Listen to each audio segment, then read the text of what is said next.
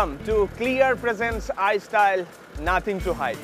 আমার এক পাশে বঙ্গোপসাগর আরেক পাশে পাহাড়, সীমান্তের খুব কাছাকাছি এলাকায় আমরা। একজন সাধারণ পর্যটক হিসেবেই প্রকৃতির এত কাছাকাছি আসা যায়। কমার্শিয়াল ইম্পর্টেন্ট পারসন আমিনুল হক শামীম আমার আজকের অতিথি। He is a visionary leader, his approach is unique and inspiring. আমরা সারাদিন শামীম ভাইয়ের সাথে থাকবো, চলুন আমার সাথে। আমিনুল হক শামীম জন্ম এবং বেড়ে ওঠা ব্রহ্মপুত্র নদ বেষ্টিত ময়মনসিংহ শহরে। বাবা সরকারি চাকরিজীবী হলেও ছাত্র অবস্থায় শামীম স্বপ্ন দেখতে থাকেন নিজ উদ্যোগে কিছু করার। 1980 সালে ছাত্র অবস্থায় ব্যবসা শুরু করেন। ছোট এবং মাঝারি পরিধির ব্যবসাকে পেছনে ফেলে এখন তিনি দেশের একজন প্রতিষ্ঠিত ব্যবসায়ী। বিভিন্ন সেক্টরে ব্যবসার পাশাপাশি তিনি এখন মনোযোগ দিয়েছেন দেশের হোটেল এবং পর্যটন ব্যবসা নিয়ে।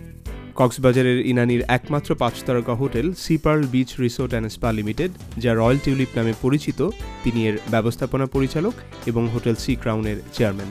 তিনি একই সাথে বিসিসিআইয়ের পরিচালকও। সংসার জীবনে তিনি স্ত্রী, এক পুত্র এবং এক কন্যা সন্তানের জনক। ইনানিতে একটা বড় ইনভেস্টমেন্ট করার মোটিভেশনটা আপনার কি ছিল শামীম?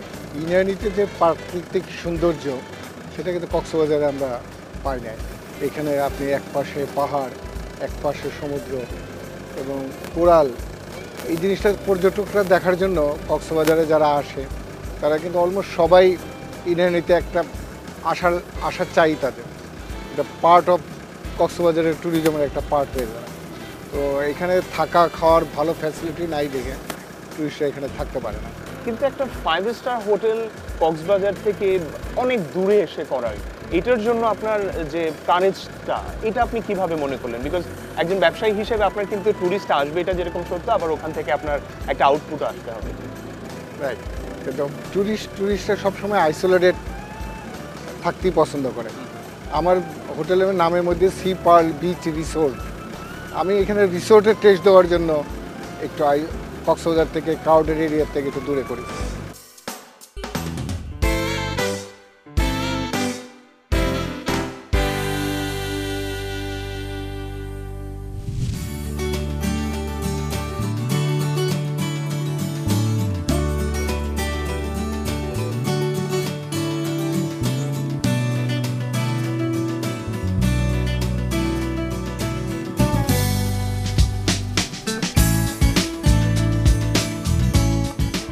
ইনফিনিটি পুল, এটা infinity pool, reception, duty manager.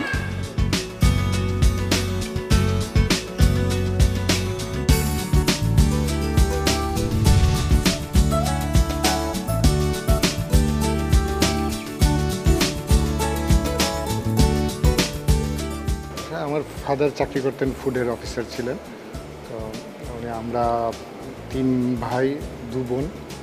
আমি মেজো, বেসিক্যালি এক বড় ভাই এক বড় বোন আছে, ছোট এক ভাই ছোট বোন আছে। আমি ময়মনসিংহ স্কুলে লেখাপড়া করেছি, ইন্টারমিডিয়েটটা জামালপুরে পড়েছি, দেন আবার ময়মনসিংহ ব্যাক করেছি। এই আমার ছোটোবেলার পড়াশোনার জীবনে। ময়মনসিংহে যখন আপনি বিএসসি শেষ করলেন, এরপরে কি চাকরি শুরু করলেন শামীম ভাই? আমি আসলে ওই লেখাপড়া থাকা অবস্থায় বিএসসি যখন ফার্স্ট ইয়ারে পড়ি, তখনই আমি আসলে ব্যবসা শুরু করি। 80-র দশকে আমি করি আপনার কনস্ট্রাকশন ব্যবসা, ছোটো ছোটো সাপ্লাই এবং রোড কনস্ট্রাকশন, এটা শুরু করি। শামীম ভাই পড়াশোনা শেষ করে তো সাধারণত আপনার বাবা যেহেতু চাকরি করতেন, সাধারণত সবাই চাকরির দিকে মনোযোগ দেয় কিংবা ওই চিন্তাটা করে, বাট আপনি শুরু করলেন হচ্ছে ব্যবসা। এই মোটিভেশনটা কিভাবে আসবে? আমার ছোটোবেলাতে একটা ভীষণ ছিল, যা আমি ছোটোবেলাতে দেখেছি ফাদার চাকরি করতেন, একটা রুটিন লাইফে চলতে হতো সীমিত। তখন আমি মনে করতাম যে আমি মনে হয় ব্যবসা করলে ভালো করবো। গদবাধা নিয়ম থেকে বের হওয়া যাওয়ার জন্য আমি ব্যবসা শুরু করি। আরেকটা ব্যাপারে আসি, আপনার বন্ধুরা সবসময় বলে যে, আপনার কথা বলে যে ময়মনসিংহে আপনাদের যে ব্রহ্মপুত্র নদটা আছে, ওখানে বলা হয় যে ওই সময় ব্রহ্মপুত্র নদটা তো বেশ ডেঞ্জারাস ছিল, বাট আপনি এক পাশ থেকে আরেক পাশ সাঁতরিয়ে চলে যেতেন, এরকম একটা কথা আছে। ব্যাপারটা কি? ছোটোর থেকে আমি সাঁতারটা আমার পছন্দ করতাম, হবির মধ্যে একটা সাঁতার একটা পার্ট ছিল। তো প্র্যাকটিস করতে করতে একবার মনে করলাম যে ব্রহ্মপুত্রটা ক্রস করা যায় কিনা, চেষ্টা করলাম এবং সাকসেসফুল হয়ে গেলাম। নদীতে এই স্পিডবোট নিয়ে একটা অ্যাক্সিডেন্ট হয়েছিল আপনার, তখন নতুন স্পিডবোটটা কিনেছি, এটা অনেক আগের কথা। আমার স্পিডবোটে আমি জানতাম না যে এটার কতটুকু স্পিড দিলেও কতটুকু কন্ট্রোলে থাকে। একটা পর্যায়ে বেশি স্পিড দেওয়ার কারণে দেখেছি বোট উপর দিক দিয়ে উঠে আমার মাথার উপর দিয়ে চলে গেছে। ভাইয়া ভাবির সাথে কিভাবে পরিচয় হয়েছিল? আপনাদের কি অ্যারেঞ্জ ম্যারেজ ছিল না লাভ ম্যারেজ? লাভ ম্যারেজই বলতে পারি। এটা আপনার ওর সাথে আমার 81 দিকের পরিচয় হয়েছিল, তো 84-এ আমাদের বিয়ে হয়েছে। আপনাদের প্রেমটা কতটুকু কালারফুল ছিল? কালারফুল বলতে সেরকম কিছু মেমোরেবল নাই, কিন্তু পরিচয় ছিল। তার বড় ভাই আমার বন্ধু ছিল এবং বাসায় যাওয়া আসা হতো, কথা হতো। আর তৎকালীন সময় তো আমাদের মোবাইল SMS ছিল না, ফোনের যোগাযোগ, মধ্যে মধ্যে 2-1টা চিঠি আদান প্রদান, এটাই কালারফুল লাইফ ছিল। ভাই আমি যখন রয়্যাল টিউলিপের ভেতরে ঢুকলাম, বাইরে থেকে অনেক সুন্দর লাগছিল, ভেতরের ইন্টেরিয়র ডিজাইনটাও আমার কাছে খুবই লুক্রেটিভ মনে হচ্ছে, অ্যাট্রাক্টিভ। আমি খুবই কিউরিয়াস।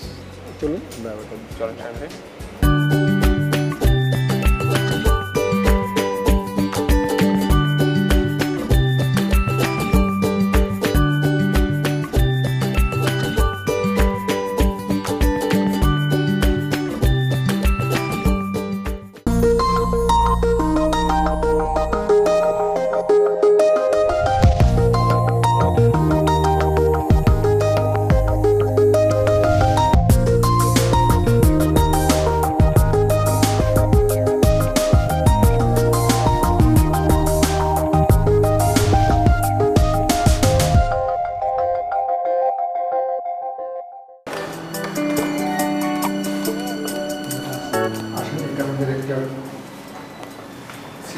সুইট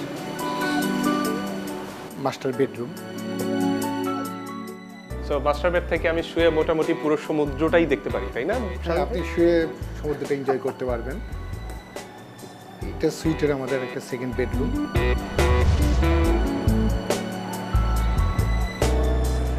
আপনি বলছিলেন যে জায়গাটা পছন্দ করেছেন হলো আপনি দুই রাস্তার মাঝখানে। যাতে আমার পাহাড়ের সংযোগটাও থাকে, সমুদ্রের সংযোগটাও থাকে। এফবিসিসিতে আপনার একটা রোল আছে, দ্যাট ইজ যে আপনি tourism sector, transportation and communication সেক্টরকে আপনি রিপ্রেজেন্ট করেন। এই জায়গায় কিন্তু কাজ করার এখনো অনেক স্কোপ আছে। আপনি কি মনে করেন আপনারা কিভাবে কাজ করছেন? আপনার মেয়াদ শেষে ওই জায়গাটা কতটুকু অ্যাচিভ করতে পারবেন? আমাকে স্ট্যান্ডিং কমিটির ডাইরেক্টর ইনচার্জ হিসাবে রোড অ্যান্ড কমিউনিকেশনের দায়িত্ব দেওয়া হয়েছে, ট্যুরিজমের একটা পার্টের দায়িত্ব দেওয়া হয়েছে। আমি এগুলি নিয়ে বিভিন্ন ব্যবসায়ীদের সমস্যা এবং সমাধান এবং কীভাবে বিজনেস ডেভেলপ করা যায় সেটাও আমরা বিভিন্ন চেম্বারের মাধ্যমে খোঁজখবর নিয়ে আমরা এবং ট্যুরিজম সেক্টরে ট্যুরিজমের সমস্যা দিয়ে চিহ্নিত করে আমরা এটা সুপারিশ করি। সরকার যেরকম সামগ্রিকভাবে পাটের ব্যাপারে খুব ফ্রেন্ডলি আচরণ করছে বিজনেসের জন্য, পাট নিয়েও তো আপনার নিজের ব্যবসা আছে, এখন কি অবস্থা? পাটের রেসপন্সটা কেমন? পাটের চাহিদা বিশ্বব্যাপী এবং বাংলাদেশে বেড়ে যাওয়ায় আমার মনে হয় যে এইবার পাট শিল্পে কৃষকরা উদ্যোগী হবেন এবং কৃষকরাও স্বাবলম্বী হবেন। সরকার এই ব্যাপারে যথেষ্ট উদ্যোগ নিয়েছে। তো এমদাদ, আপনারা অনেক ঢাকা থেকে জার্নি করে এসেছেন, চলেন এটা আপনার ড্রেসটা চেঞ্জ করে এটা এনজয় করেন, আমিও একটু কাজ সেরে নিই।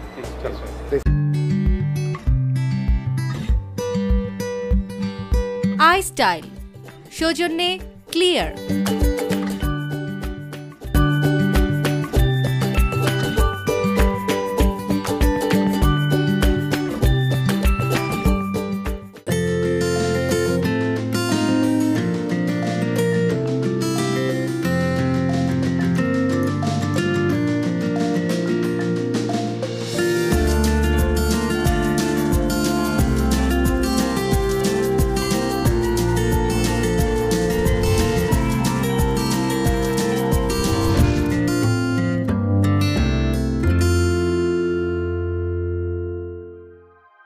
Welcome back to Clear presents iStyle nothing to hide.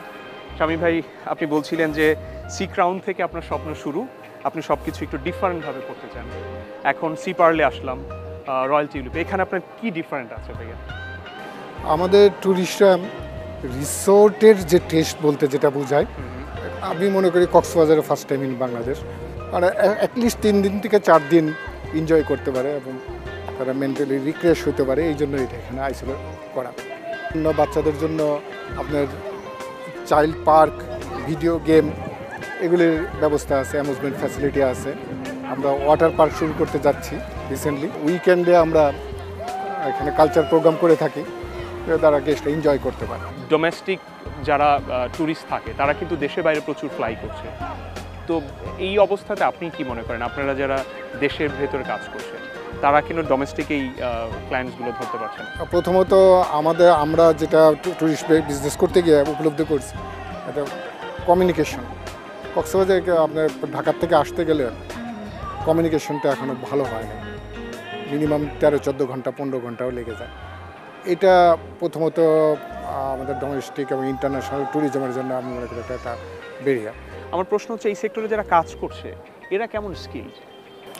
এখনও বাংলাদেশে আমাদের HOT বলতে ম্যানেজার লেভেলে এখনও আমাদের লোকজন শর্টেজ আছে, আমরা ওই ধরনের লোকজন পাই না। আমিও দেখেছি যে আপনার এখানে যিনি জেনারেল ম্যানেজার আমার কাছে মনে হয়েছে যে তিনি ফরেনার, এবং ইউজুয়ালি কক্সবাজারের অন্যান্য হোটেলগুলোতেও, ঢাকার কথা যদি বাদও দিই, ওখানে যারা GM ওই পোস্টে সাধারণত শ্রীলঙ্কা, ইন্ডিয়া এই জায়গাগুলো থেকে আসে, মানে বাংলাদেশি কেউ কেন হতে পারছে না? সকল সেক্টর সম্বন্ধে যে নলেজগুলো থাকবে এই ধরনের বাংলাদেশি কোনো লোকজন পাওয়া খুব ডিফিকাল্ট।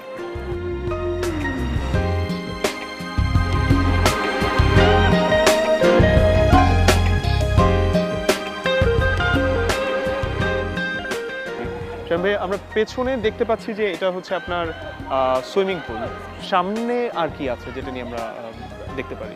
সামনে একটা কিডস পার্ক আছে, কিডস জোন আছে, ভিতরে একটা কিডস গেমস আছে, ডিজিটাল গেম এবং বা 3D 9D গেম যেটা বলেন সেটা ভিতরে আছে। আমার শামিম ভাই আপনার গল্প শুনে আমার খুব দেখতে ইচ্ছে করছে, নিয়ে যাবেন আমাকে? কিডস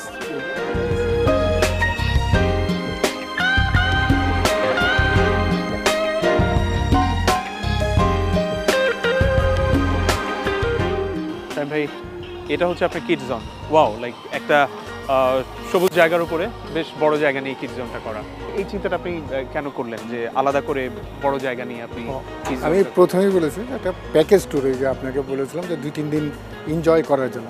আমি দেখি যে যারা ট্যুরিস্ট আসে তাদের বাচ্চাদের জন্যই মূলত আসা, তারা একটা কিছু নিয়ে এনজয় করবে, এটা কিন্তু সব প্যারেন্টসরা চায়।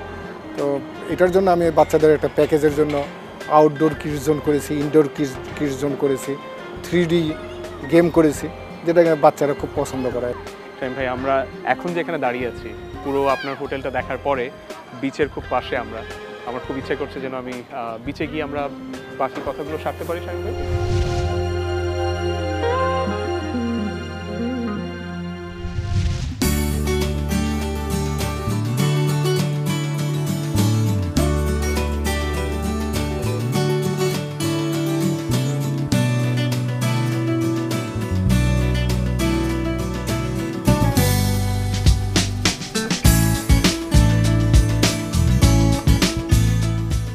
শামিম ভাই আপনি আপনার যে স্বপ্নের কথা বলছিলেন, সি ক্রাউনে একজন পর্যটক হয়ে গিয়ে যে স্বপ্ন দেখেছিলেন, সেই হোটেল আপনার স্বপ্ন পেছনে, সামনে সাগর, অনুভূতিটা কেমন শামিম ভাই?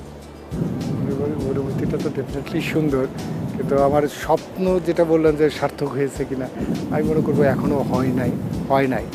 এটাকে আমি যখন সাগর, পাহাড়, জঙ্গলের সমন্বয়ে কিছু একটা করব, আমি আসলে মিন করতে চাচ্ছি আমার নেক্সট এর পরে আমার একটা প্রজেক্ট আছে বান্দরবনে ওখানে একটা রিসোর্ট করব, দেন আমি একটা সুন্দরবনে 3rd রিসোর্ট করব।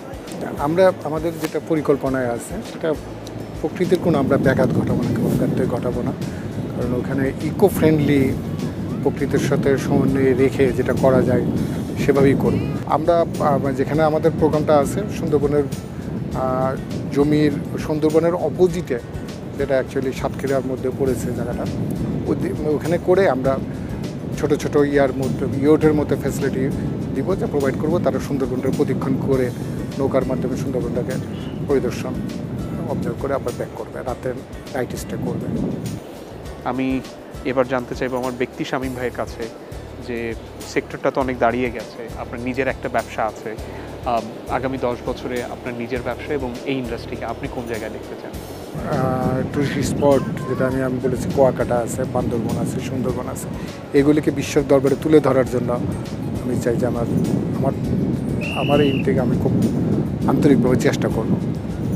শামীম ভাই, আপনাকে অনেক ধন্যবাদ আমাদের সময় দেওয়ার জন্য। আপনাকে অনেক ভালো সময় ধন্যবাদ, কাটিয়েছি। আপনার টিমকে অনেক ধন্যবাদ, আপনার সাথে সুন্দর সময় কাটালাম। দর্শক, আপনাদেরও অনেক ধন্যবাদ আমাদের সাথে থাকার জন্য। পরের পর্বে অন্য কোনো অতিথিকে নিয়ে দেখা হবে, তার নিজের স্টাইল, তার কাজের স্টাইল সম্পর্কে আমরা জানার চেষ্টা করব। And until I see you again in next week, I wish you a very good week. Good bye.